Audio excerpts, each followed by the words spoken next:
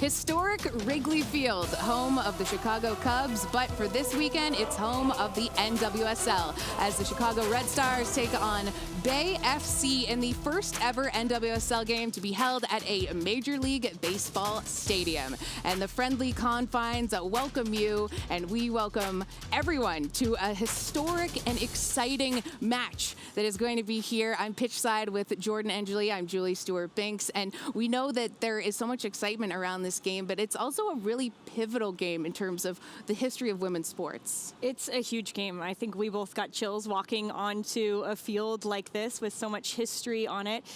I remember playing in this league, a decade ago, and walking onto the field and making jokes with my teammates saying dozens of people are awaiting the start of this game, a little ode to a league of their own. Now we're actually on a baseball field and 30,000 plus people are going to be watching. It feels like the right moment with the growth of women's sports. It's just an honor to be here, and I think we're all just itching and ready to go. Right. It's a huge day for Chicago, a huge day for women's sports, and we know a huge day potentially for Mal Swanson, who's had a great week with the U.S. women's national team being in camp, and now coming into this match. What do you expect?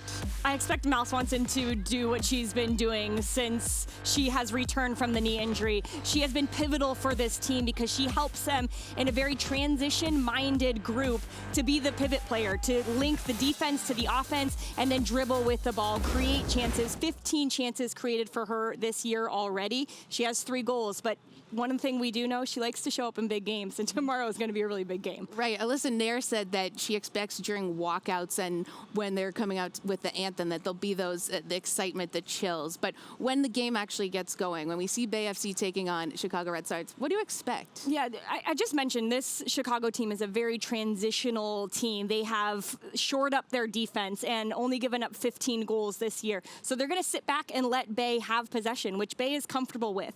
But I think there's going to be times where Bay are going to have to try to find transition moments for themselves. Both of these teams really good, have pace up front where they can get after each other. I think it's going to be end to end, but more than anything, it's going to be a game with a big stage, and there's a lot of big players in this league who like to show up in those types of moments. So is it game time yet? Like, it feels like well, I know there's many fans that are looking forward to being here. Over 30,000 people expected at Wrigley Field as the Chicago Red Stars take on Bay FC on ION TV. Coverage begins at 6 p.m. local, 7 p.m. Eastern.